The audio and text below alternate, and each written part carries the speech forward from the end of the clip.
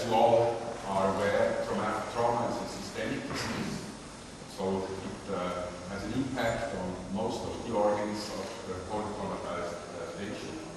And one of the consequences is, of course, lung affection. We look at the trauma cascade, so we have local response, then we have a systemic response in different phases. The result is the systemic inflammatory response syndrome, which affects all the different organs, and among them, of course, also the lung. And if you look at the killers in trauma, then you will also find hypoxia and acute respiratory failure among the main reasons for a patient after trauma to die. That's why the affection of the lung is very important. Now let's look at the ARDS in common, and if you see there are different reasons why ARDS can be used. So there are pulmonary lung injuries and there are extrapulmonary lung injuries. So basically things they affect the lung directly, or impacts they affect the whole body, and then in the second step also affect the lung. And here you can see different reasons which also happen in trauma patients. For example, aspiration of gastric content is something which is quite common. Then the severe thoracic trauma, pulmonary contusion, or fat emboli, which might then progress to ARDS. But also from the extrapulmonary lung injuries, you find severe non-thoracic trauma with shock and multiple transfusions, or the hypertransfusion of blood products for emergency resuscitation, which also destroys the glycocalyx and therefore then can induce ARDS. In the later course of the trauma patients, we are all aware that they are susceptible to infectious complication, and among them, of course, the sepsis syndrome, and also the sepsis syndrome is a reason for secondary ARDS. Now, depending on the impact or the reason for the ARDS, we have different inflammatory mechanisms. And therefore, the ARDS somehow can be divided in two groups. So, primary direct pulmonary insult, and of course then the secondary systemic insult, which then includes the lung. Now if you look at the primary or direct or pulmonary insults, then we can see that the structure which is primarily damaged is the alveolar epithelium. We can see an activation of alveolar macrophages, the inflammatory network, and then the initiation of pulmonary inflammation.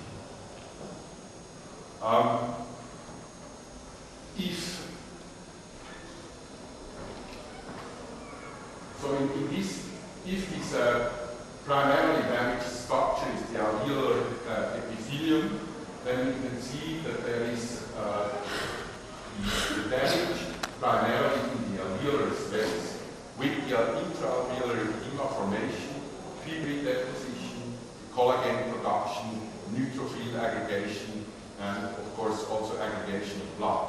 So they're just processes within the alveoli of the lung.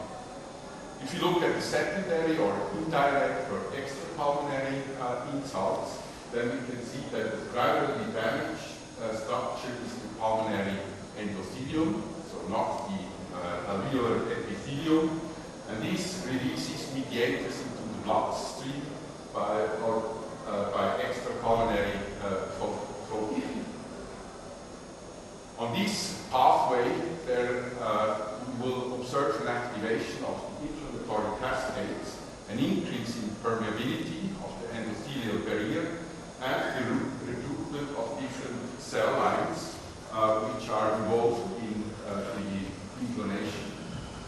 So what we can see then is that maybe the microvascular congestion and interstitial edema with sparing of the alveolar space. So in one and the direct insult, we have primarily an affection of the infalveolar space.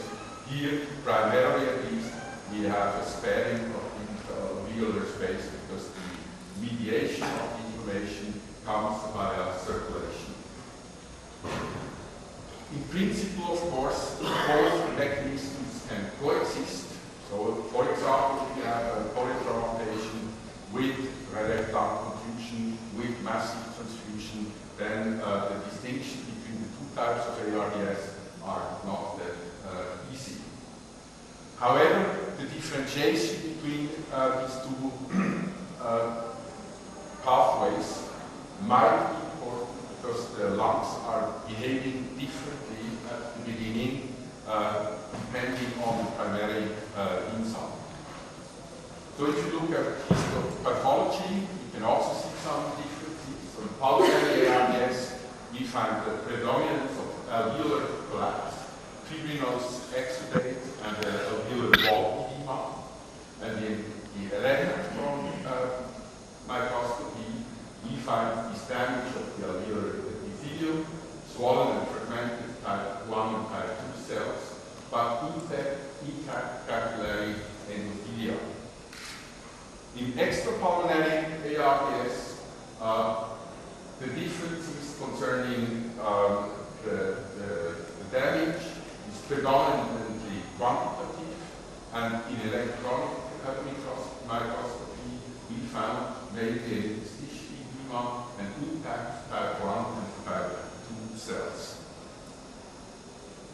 Another important difference between the two types of ARDS is the fact that in pulmonary ARDS we have a small influence of changes in the chest wall.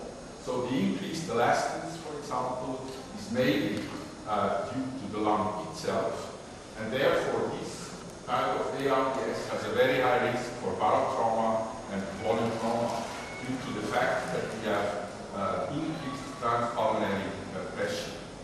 In extrapulmonary ARDS, normally the chest wall has an important influence on ventilatory mechanics. So we have different lung volumes in inflation curve for every given pressure and different inflation kinetics. We have an increased lung volume at every given pressure and a lower elastance, or the other way, higher compliance. The elastance increase in this extrapulmonary ARDS is rather due to the chest wall and, for example, intra-abdominal pressure compared to the pulmonary ARDS, and therefore the risk for barotrauma or volume trauma is smaller because, of course, we have a smaller transpulmonary pressure gradient. In pulmonary ARDS, we don't find predominant atelectasis. We find consolidations of alveolar units as predominant damage, and the lung itself is more stiff and therefore has a smaller recruitment potential. In extrapulmonary ARDS, the atelectasis are very important, so that's a classical picture we know from many CT scan investigations. The lung responds better to recruitment maneuvers, and of course we also have this reduced transpulmonary pressure with a lower risk of ventilator-induced injury. We have also different ventilatory mechanics in the ARDS, and both these factors, they have this influence on the transpulmonary pressure. So in pulmonary ARDS, the transpulmonary pressure is higher than in extrapulmonary ARDS because, of course, the chest wall compliance is more or less maintained in this type of ARDS. We have these prevalent consolidations with a smaller recruitment potential, and if you perform a recruitment maneuver, we have for the same volume load a higher transpulmonary pressure, and therefore recruitment maneuvers are also more dangerous in these type of patients. In extrapulmonary ARDS, we have prevalent collapses, we have this larger recruitment potential, and we have lower transpulmonary pressure if you perform the recruitment maneuvers. point, we can conclude that there are differences between the two types of ARDS. However, so far, there was no difference in mortality demonstrated between the two types. Sometimes the differentiation between the two types is not that simple, but it might be important, as I already mentioned, because of the treatment options we have for these patients. Now, let's look, of course, to effects of mechanical ventilations. Here, we also can see the differences between the stiff chest wall, so extrapulmonary ARDS, or basically the chest wall is normal. If the chest wall is changed somehow, the lungs are small and pleural pressures are higher when the chest wall is stiff. So typically for this extrapulmonary ARDS. Now what happens if we expand the lung? This is dependent, of course, also on compliance. So we have the alveolar wall capillaries in low lung volume. As you can see, they are quite open, perfusion is well maintained, and we have a small interstitial vessel. So if we start to inflate the lung to a larger extent, then we can see that the alveolar wall capillaries, they are compressed, and the interstitial vessels, they are enlarged. The net effect from these changes here, however, is that the overall vascular resistance increases, and that we have finally an increase in pulmonary vascular resistance, and therefore also pulmonary artery pressure. From this point of view, we can see conflicting actions of higher airway pressure. On one hand, we have the lung unit recruitment and maintenance of aerated volume. So we have an improvement in gas exchange. We have a certain lung protection from low volume lung injury. On the other hand, we have, by the increase in lung extension, we have an impaired hemodynamics, an increase in dead space, and of course the potential to increase tissue stress, so lung or ventilator-induced lung injuries, if the blood pressure is rising. Another important point in this changed lung is the fact that these diseased ARDS lungs, normally they do not fully collapse. For example, despite the tension pneumothorax as shown in this picture, and they quite frequently cannot fully open. Here you can see some other dimensions of the full collapsed lung in ARDS patients, and this of course would be a collapsed lung under normal circumstances. This shows the profound changes the lung tissue is subjected in these diseases.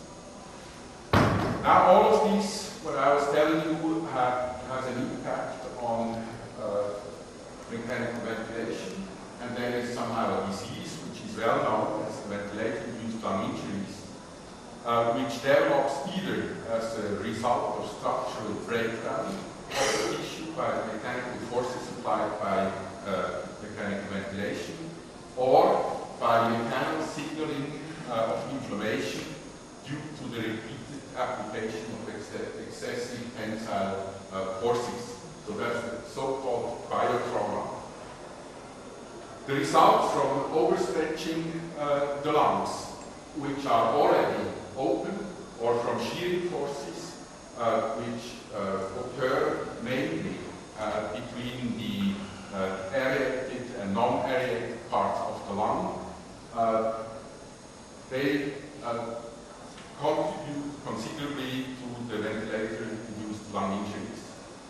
Shown as a scheme, on one hand we have these alveolus, so we can overextend these alveolus and induce ventilator-induced lung injuries. And on the other hand, we have here part of the lung which is not inflated, so the movement of this part is much less than shear forces between the two parts of the lung. Basically, depending on the extent of mechanical forces applied to the lung, we have two different effects. On one hand, an extreme stress or strain by very high tidal forces, for example, will lead to a rupture between the alveoli. And if we have a moderate stress or strain, then we have this signaling, so mechanosignaling via different cytokines and other mediators, and somehow induction of the inflammatory cascade, which has the potential on one hand to destroy the lung itself, but also to exert systemic effects on the whole lung. Here we see an example of a fracture, and there is of course the risk that through this leak, gas and bacteria might translocate from the lung into the systemic circulation. There is an additional important problem in these lungs, the problem of heterogeneity. So we have heterogeneous regional mechanical properties, but unfortunately, if we make mechanical ventilation in the patient, we only have one single pressure or flow profile to the airway opening, so we cannot adapt somehow mechanical ventilation to the different mechanical properties of the different parts of the lungs. The result is that some lung units might be overstretched while others remain airless at the same measured airway pressure. And this, of course, then induces the two effects basically of this mechanical ventilation. So it would be very difficult to find the right balance of tidal volume or peak to keep the lung as open as possible without generating excessive regional tissue stresses. Now it seems, and that's why I will also briefly talk about this, that prone position tends to reduce these regional gradients of pleural and transpulmonary pressure, and most probably therefore also has some lung protective properties. So not only advantages for the gas exchange. So this is in scheme, so we will know this all. So we have areas which are well inflated, they're the non-dependent areas of the lung. Then we have an area here where we have small airway collapse. This is basically a part of the lung which also might be available for recruitment. We have parts of the lungs where the alveoli are collapsed, where, for example, the gas is reabsorbed, which is promoted, for example, by high oxygen concentrations. And we have parts of the lung that are fully consolidated, where you don't have, or there is no possibility to open them. All of these different parts, they have a different opening pressure. Of course, here it's 0 because this part is already open.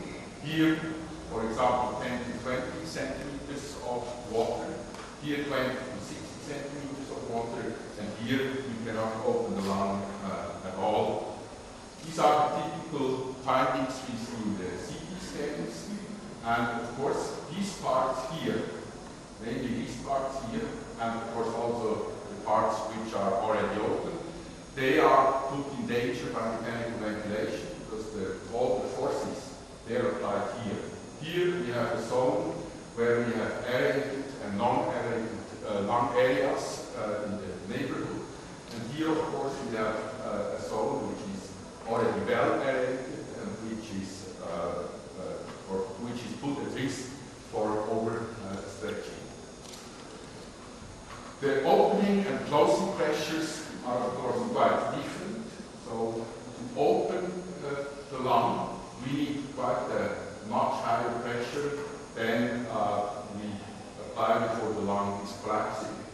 And therefore, one of the goals in protective ventilation is, of course, to keep the lower pressure above this opening pressure. I will come back to this. There's the histopathology of understand, of course, that we have two different pathologies. So this is a normal lung. This is a low peak pressure stretch. We also can see a few changes within the lung from this low volume lung injuries.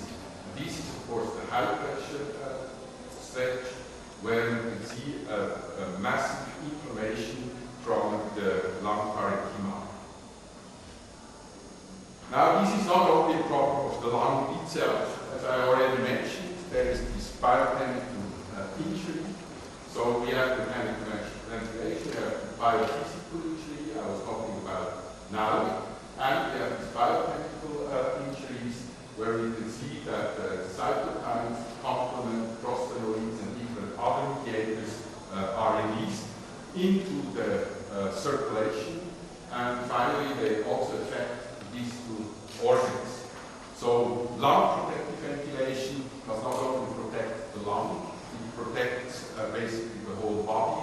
That also explains why there are some differences in mortality if you apply lung protective ventilation compared to conventional ventilation. From this point, you can say that prevention of ventilator-induced lung injury is a very high priority, because it's not only the problem of the lung, it's also the problem of the system, and this can be aggravated, besides the biotrauma, by the transportation of different inflammatory products, bacteria, and even gas, if you have these fractures in the endothelium. Now let's talk briefly about lung protective ventilation and recruitment. This is a curve you're well aware. So basically, that's the volume. Here we have pressure. Here we can see that at the beginning we have to increase the pressure without generating some volume. So we have a very low compliance. Then here we have a part of the lung where we have a normal, more or less normal compliance. And this here is already the sign of overstretching the lung, where the lung compliance again is decreased. So in numbers, for example, here we have a compliance of 5 milliliters per millibar. Here we have a compliance of 12 milliliters per millibar, and in between we have a normal compliance with 47 milliliters per millibar. So the goal, of course, of protective ventilation would be to ventilate somehow the patient in this area here, where we have the maximum compliance, where we can generate a certain volume with quite low pressure.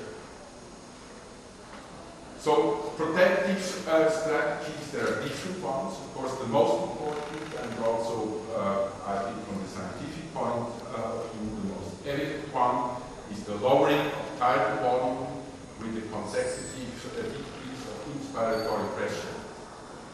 A second strategy could be open the lung and keep the lung open. These are these recruitment strategies, which are much more controversial than, of course, the lowering of the tidal volume.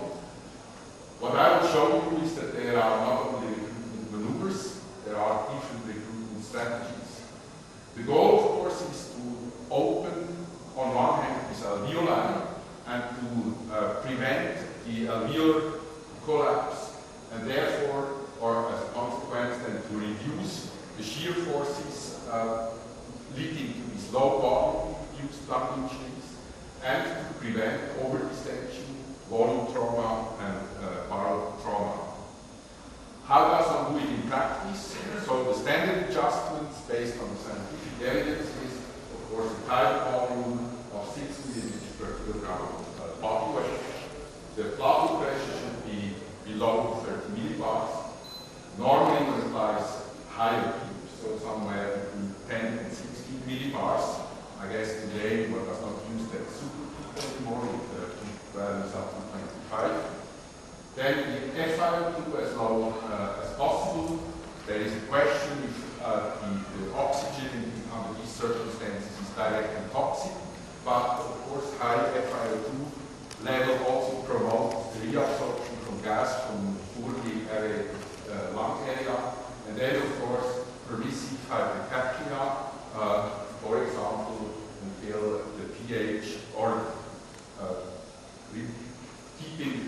above 7.2.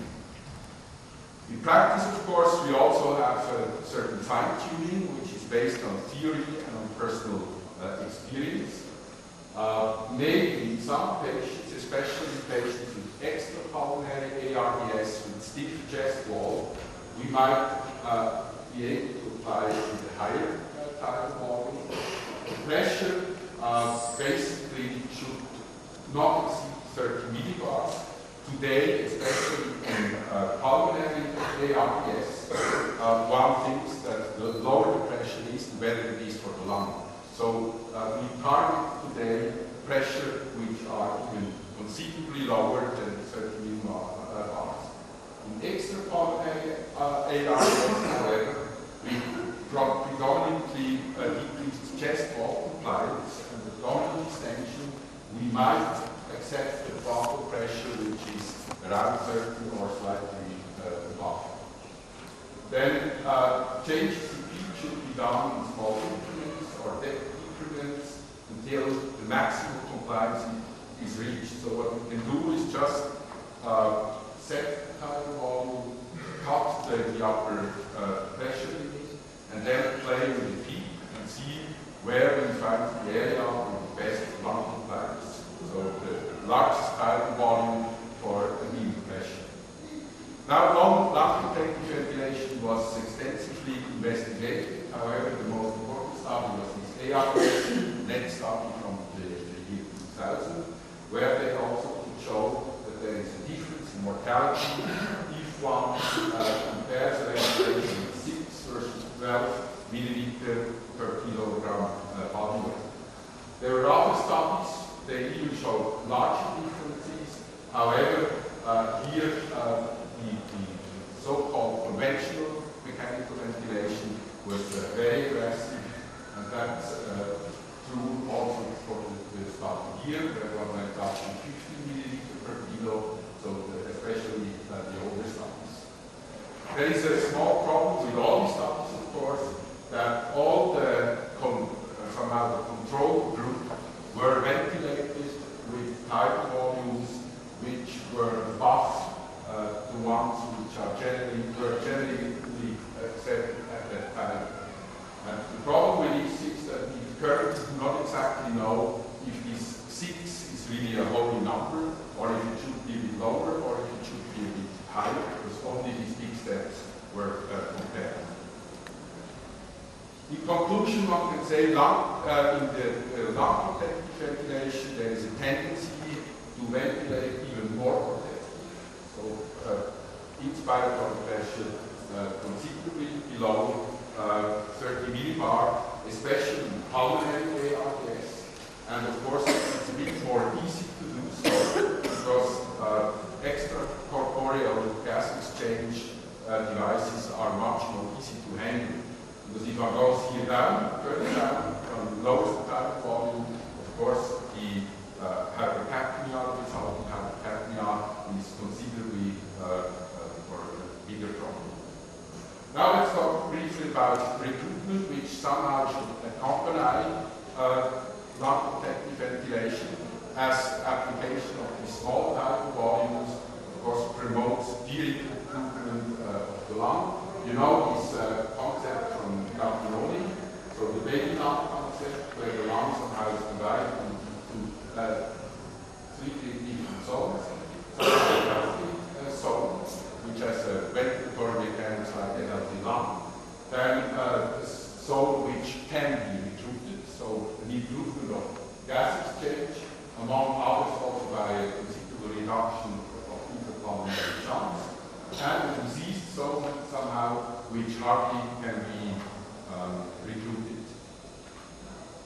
What are the criteria for a successful alveolar recruitment? Of course, the improvement of oxygenation, improvement of alveolar ventilation. It could be shown that if you make lung recruitment, it not only decreases the shunt, it also improves the alveolar ventilation and therefore contributes to the lowering of the CO2. And of course, improvement of the ventilatory mechanics, increase of expiratory lung volume. Now, these partial spontaneous breathing have to be respect all aspects of lung protective ventilatory strategies. So we cannot then give large tidal volumes and whatever for the